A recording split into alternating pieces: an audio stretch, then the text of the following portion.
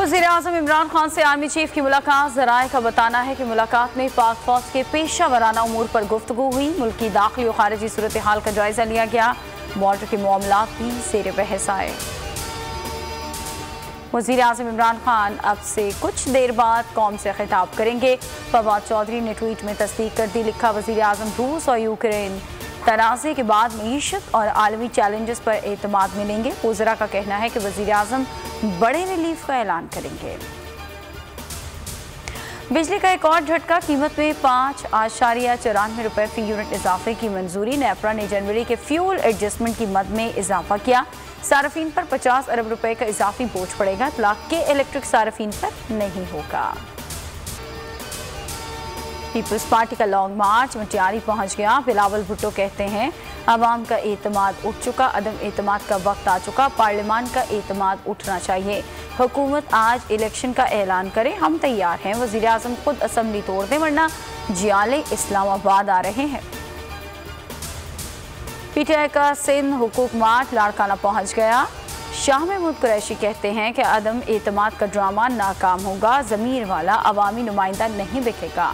3.5 साल के बाद 15 साल का भी हिसाब लिया जाए। असद उमर बोले, सिंध में खौफ खत्म होने का वक्त आ चुका। आसिफ जरदारी को सिंध से भगाएंगे। नंबर गेम पर दिन रात काम हो रहा है। तहरीके अदम एतमाद के लिए टाइम फ्रेम नहीं दे सकते। शहबाज शरीफ कहते हैं, जहांगीर तरीन से मुलाकात की तस्दीक या तरदीद नहीं कर सकता। पीका एक्ट के खिलाफ अदालत और ऐवान में भरपूर मुखालफत करेंगे। कौमी असम्बली इजलास के लिए रिक्वेजिशन की हिदायत कर दी। शहबाज शरीफ से 3 सवाल पूछे, जवाब के इंतजार। चौधरी शुजात की सिराजुल हक से मुलाकात के बाद गुफ्तगू। अमीर जमाते इस्लामी बोले, नई इलेक्शन की तजवीज़ दी है। ताज़ा मैंडेट ही अवामी मसाइल का हल है। लियाकत बलोच बोले, अपोजिशन फाइनल स्ट्रोक खेलने की पोजीशन में नहीं आई। फैसला कुन सूरत हाल में दाखिल नहीं हुई। भारत साजिशों से बाज न आया। पाकिस्तान में इंटरनेशनल क्रिकेट की बहाली रोकने के लिए भारत का नया हथकंडा।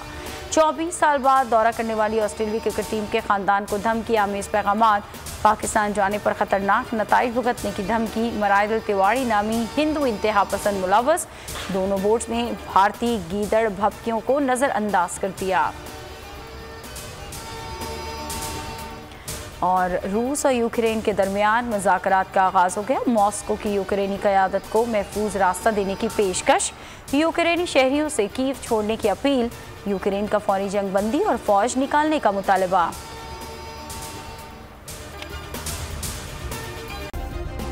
सब्सक्राइब करें और बेल दबाएं ताकि कोई खबर रह न जाए।